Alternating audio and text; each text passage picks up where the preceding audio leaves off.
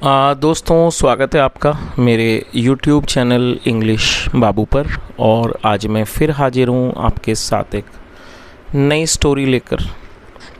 और दोस्तों, आज जो स्टोरी मैं आपके लिए लेकर आया हूँ ये एक शॉर्ट मॉरल स्टोरी है। बहुत ही अच्छी कहानी है, बहुत ही प्यारे मॉरल के साथ।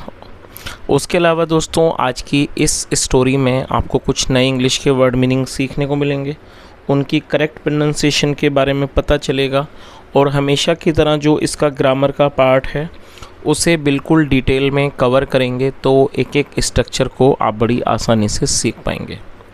और उसके अलावा दोस्तों, जिन लोगों ने अभी अभी इंग्लिश सीखना शुरू किया है या फिर जो लोग बिल्कुल बिगनर लेवल पर हैं, उनके लिए वीडियो बहुत ज़्यादा हेल्पफुल होने वाला है। तो चलिए दोस्तों, कहानी को शुरू करते हैं। सबसे पहले कहानी का टाइटल देखते हैं। कहानी का टाइटल है द सेल्फलेस ड्यूटी। दोस्तों, सेल्फलेस एडजेक्टिव है जिसका मतलब होता है निस्वार्थ, मतलब कि जिसमें आपका खुद का स्वयं का स्वार्थ ना हो। ड्यूटी का मतलब होता है कर्तव्य। द सेल्फलेस ड्यूटी का अर्थ हुआ निस्वार्थ कर्तव्य। तो दोस्तों, ये आज की इस कहानी का टाइटल है, शीर्षक है। और अब मैं इसे पढ़ना शुरू करता हूँ। आप सभी लोगों से रिक्वेस्ट है कि आप कहानी को बिल्कुल ध्यान से सुने और आप कोशिश करें कि जो भी नया वर्ड या फिर ग्रामर से रिलेटेड नया स्ट्रक्चर आपको मिले तो आप उसको ज़रूर नोट करें। और यदि आपको कहानी पसंद आए तो लाइक भी ज़रूर करें। तो चलिए इसको शुरू करते हैं। Once there lived a rich merchant. क्या मतलब हुआ दोस्तों? ये जो वाक्य है ये एक पास्ट इंडेफिनिट का अफर्मेटिव वाक्य है। और पास्ट इंडेफिनिट में जब हम कोई भी अफर्मेटिव का वाक्य बनाते हैं तो वहाँ वर्ब की सेकंड फॉर्म का इस्तेमाल किया जाता है। LIVE लिव का मतलब होता है किसी स्थान पर रहना, किसी स्थान पर निवास करना। और जो सेकंड फॉर्म है वो है लिव्ड। तो क्या अर्थ हुआ? ये सेकंड फॉर्म है वंस, एक बार। Once there lived a rich merchant का मतलब हुआ कि एक बार एक अमीर व्यापारी रहता था। One day his house cot fire. दोस्तों, ये जो वाक्य है ये भी पास्ट इंडेफिनिट का वाक्य है जहाँ पे सेकंड फॉर्म लगाई जाती है। कैच का मतलब होता है पकड़ लेना और कैच फायर का मतलब होता है आग लग जाना, आग पकड़ लेना। और सेकंड फॉर्म है कॉट फायर। वन डे, एक दिन। हिज हाउस कॉट फायर, एक दिन उसके घर में आग लग गई।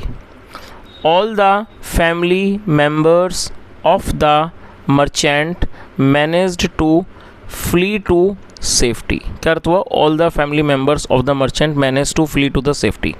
दोस्तों, मैनेज का मतलब प्रबंध करना होता है, उसके अलावा किसी चीज़ में सफल होने को भी मैनेज कहा जाता है। और फ्ली का मतलब भाग जाना। All the family members of the merchant, क्या अर्थ हुआ कि व्यापारी के परिवार के सारे सदस्य कामयाब हो गए, सफल हो गए। टू फ्ली टू सेफ्टी मतलब सुरक्षित स्थान पर भागने में सफल हो गए। लेकिन one of the servants could not escape.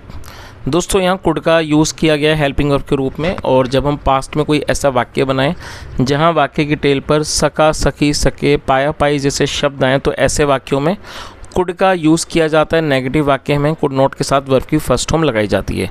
But one of the servants could not escape, और एस्केप का मतलब होता है बचकर भाग पाना। लेकिन एक नौकर बचकर भाग नहीं सका। The rich merchant felt very sad. क्या अर्थ हुआ? The rich merchant felt very sad. दोस्तों, ये भी पास्ट इंडेफिनिट का ही वाक्य है जहाँ पे सेकंड फॉर्म लगाई जाती है। फील का मतलब होता है महसूस करना और सेकंड फॉर्म है felt. The rich merchant felt very sad. क्या अर्थ हुआ कि अमीर व्यापारी बहुत उदास हो गया। यह कह सकते हैं कि अमीर व्यापारी ने बहुत दुखी महसूस किया। सैड मतलब दुखी होना, उदास होना। ही announced a reward of 1000 gold coins to anyone who would bring out his servant alive from inside the burning house। दोस्तों, ये बड़ा सेंटेंस है तो इसको मैं एक एक लाइन से छोटा छोटा करके ट्रांसलेट करूँगा ताकि आपको एक एक चीज़ समझ आ सके। ही अनाउंस्ड अ रिवॉर्ड। दोस्तों, ये जो वाक्य है ये पास्ट इंडेफिनिट का अफर्मेटिव वाक्य है जहाँ सेकंड फॉर्म लगाई जाती है। अनाउंस का अर्थ होता है किसी बात की घोषणा करना, ऐलान करना। और सेकंड फॉर्म, ये सेकंड फॉर्म है, आप इसे नोट कर लीजिए, ANNOU NCD announced, he announced a reward का अर्थ हुआ उसने एक इनाम की घोषणा की ऑफ 1000 गोल्ड कोइंस, मतलब उसने 1000 सोने के सिक्कों के इनाम की घोषणा की टू एनीवन, किसी भी व्यक्ति को, who would bring out his servant alive, और ब्रिंग आउट मतलब होता है बाहर लाना, और दोस्तों हु एक रिलेटिव प्रोनाउन है। Who would bring out his servant alive मतलब जो उसके नौकर को जीवित बाहर लाए, अलाइव मतलब जीवित जिंदा, जो उसके नौकर को जिंदा बाहर लाए, फ्रॉम इनसाइड बर्निंग हाउस, जलते हुए घर के अंदर से। तो इस तरह से पूरी लाइन का क्या अर्थ निकला कि he announced reward of 1000 gold coins, उसने 1000 सोने के सिक्कों के इनाम का ऐलान किया, घोषणा की, टू एनीवन, उस व्यक्ति को, who would bring out his servant alive from inside the burning house, जो उसके नौकर को घर मतलब कि जलते हुए घर के अंदर से बाहर लेकर आएगा, उसके लिए। आगे देखिए,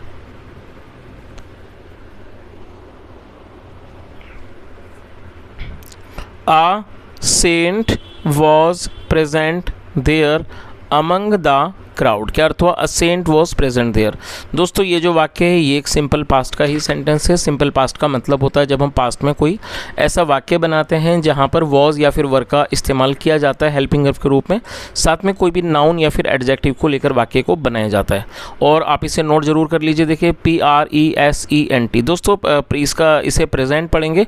और जैसा आप जानते हैं एक शब्द के कई मतलब होते हैं। कई बार प्रेजेंट का मतलब वर्तमान भी होता है, जैसे आपने सेंटेंसेस वगैरह हम बनाते हैं प्रेजेंट इंडेफिनिट, प्रेजेंट कॉन्टिन्यूस, तो प्रेजेंट का मतलब वर्तमान होता है। प्रेजेंट का मतलब किसी को तोहफा देना भी होता है। प्रेजेंट का मतलब किसी जगह पर उपस्थित होना या जिसको कहते हैं किसी जगह पर मौजूद होने को भी प्रेजेंट कहा जाता है। और दोस्तों इसे भी आप नोट कर लीजिए CROWD क्राउड एक नाउन है जिसका अर्थ होता है भीड़। तो इस तरह से क्या मतलब वो, और SAINT सेंट का मतलब होता है संत, साधु संत, उन्हें सेंट कहा जाता है। तो क्या अर्थ हुआ? A saint was present there among the crowd, मतलब क्या हुआ कि अमंग मतलब होता है बीच में। और दोस्तों देखिए अमंग का इस्तेमाल कब किया जाता है? जब दो से अधिक लोग वहाँ पर होते हैं तब अमंग का यूज़ किया जाएगा। यदि दो के बारे में बात हो तो बिटवीन, वरना फिर अमंग। तो क्या अर्थ हुआ कि भीड़ के बीच में एक साधु भी उपस्थित थे। A saint was present there among the crowd का मतलब हुआ कि भीड़ के बीच में एक साधु उपस्थित थे, या ऐसे कह सकते हैं कि मौजूद थे। He quickly went inside the mansion and rescued the servant। क्या अर्थ हुआ?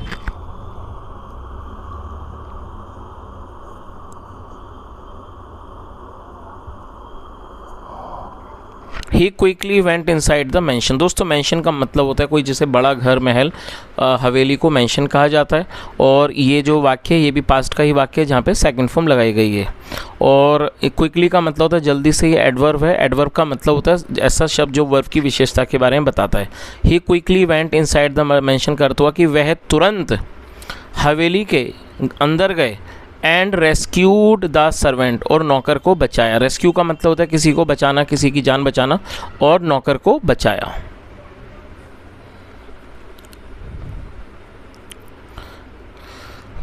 Everybody was amazed to see that the saint had not even received a scratch। क्या अर्थ हुआ? Everybody was amazed। दोस्तों amazed का मतलब होता है हैरान हो जाना। Everybody was amazed, हर कोई हैरान हो गया। और हर कोई क्यों हैरान हो गया? Everybody was amazed मतलब कि हर कोई हैरान हो गया to see, ये देखकर, that कि the saint had not even received a scratch। और दोस्तों ये जो वाक्य है यहाँ हेड के साथ थर्ड फॉर्म लगाई गई है, तो ये पास्ट परफेक्ट का वाक्य है। तो क्या अर्थ हुआ कि हर कोई हैरान हो गया इस बात को देखकर कि the saint had not even received a scratch, कि जो साधु थे उन्हें एक खरोंच भी उन्हें नहीं आई थी। तो दोस्तों इस लाइन का पूरा मतलब आपको समझ ही आ गया होगा। हर कोई इस बात को देखकर हैरान था कि साधु को, जो संत थे, साधु थे, उन्हें एक खरोंच भी नहीं आई थी। When the rich man offered him 1000 gold coins, he refused and said। क्या अर्थ हो? When the rich man offered him।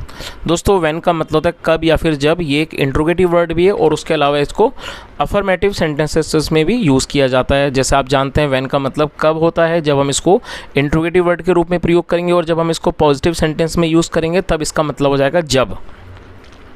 तो क्या अर्थ हुआ, when the rich man offered him 1000 gold coins. और ऑफर का मतलब होता है किसी व्यक्ति को कुछ देना, कुछ पेश करना, कुछ भी अपनी तरफ से कुछ पेशकश करना।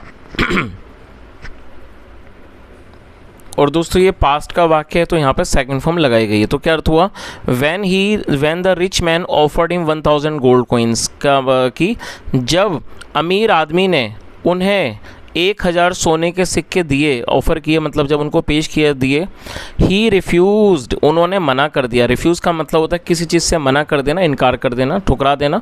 उन्होंने मना कर दिया। एंड सैड, और कहा, क्या कहा उन्होंने, आगे देखिए।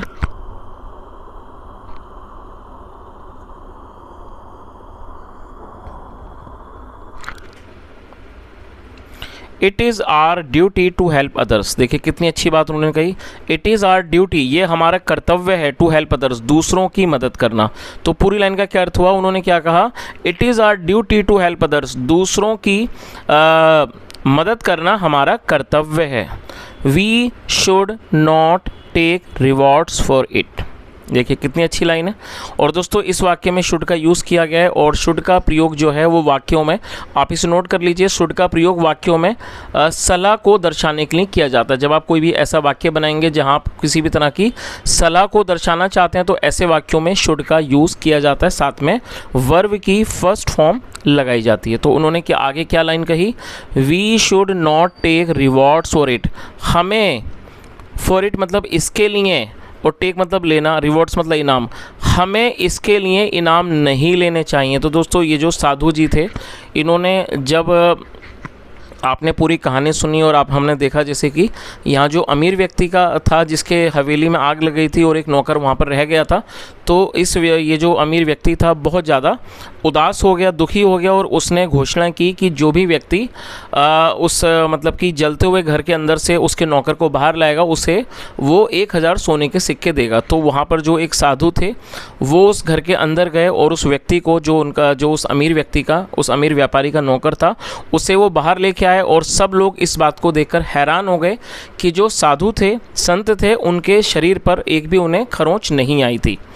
और जैसा हमने कहानी में देखा कि जो अमीर व्यक्ति था उसने पहले ही एक घोषणा की थी 1000 सोने के सिक्के की, तो उसने उन जो साधु को 1000 जो सोने के सिक्के थे वो ऑफ़र किए, मतलब उनको दिए, लेकिन जो साधु जी थे उन्होंने उसको लेने से मना कर दिया। और उन्होंने कितनी अच्छी बात कही कि दूसरों की मदद करना हमारा कर्तव्य है, and we should not take rewards for it, और हमें इसके लिए इनाम नहीं लेना चाहिए।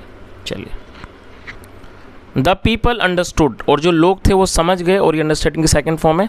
Y the saint had come out unhurt, और दोस्तों अनहर्ट एडजेक्टिव है जिसका मतलब होता है चोट रहित, मतलब जब किसी व्यक्ति को कोई भी चोट ना लगी हो। तो क्या अर्थ हुआ कि जो लोग थे वो इस बात को वो समझ गए कि जो साधु थे वो बिना किसी भी तरह से चोट लगे हुए, चोटिल हुए, वो बाहर कैसे आ गए। और दोस्तों आप भी इस बात को समझ ही गए होंगे, क्योंकि जो साधु थे वो एक बिल्कुल साफ मन से, एक तरह से, एक जैसा हमने कहानी में देखा था, जो कहानी का टाइटल था वो था सेल्फलेस ड्यूटी, मतलब जिसका हुआ कि निस्वार्थ कर्तव्य कह सकते हैं कि निस्वार्थ सेवा। तो ये जो साधु जी थे उन्होंने इनाम के लालच में उस व्यक्ति को नहीं बचाया था, बल्कि उनका ये सोचना है कि हमें दूसरों के मतलब दूसरों की मदद करना हमारा कर्तव्य है। और यही कारण था जब वो इस अच्छे काम को करने के लिए उस आग वाले जलते हुए घर में गए तो उन्हें एक भी खरोंच नहीं लगी, क्योंकि वो जो साधु थे उन्होंने इस व्यक्ति की जो जान बचाई थी वो उन्होंने इनाम की वजह से नहीं बचाई थी, वो उन्होंने उसे अपना कर्तव्य समझते हुए उन्होंने इस काम को किया था। यही कारण था, उन्हें कोई भी चोट नहीं लगी। तो दोस्तों ये आज की एक छोटी सी कहानी थी। यदि आपको कहानी अच्छी लगी हो, मेरा पढ़ाने का प्रयास आपको पसंद आया हो, तो आपसे रिक्वेस्ट है आप इस वीडियो को लाइक करें, दोस्तों के साथ शेयर करें, चैनल को भी सब्सक्राइब करें। कोई भी आपका सुझाव हो तो कमेंट में ज़रूर बताएं। और दोस्तों कई बार आप लोग कमेंट करते हैं कि सर आप कोई एडवांस लेवल की स्टोरी लाइए या फिर लंबी स्टोरी लाइए। कल भी मैंने इस तरह के कॉमेंट देखे थे, तो दोस्तों आज मैंने दिन में एक थोड़ी एडवांस लेवल की स्टोरी को भी अपलोड किया है। तो यदि आप एडवांस लेवल की स्टोरी देखना चाहते हैं तो आप पिछला वीडियो जाके ज़रूर देखें। यहाँ तक सुनने के लिए thank you so much. Have a nice day and bye.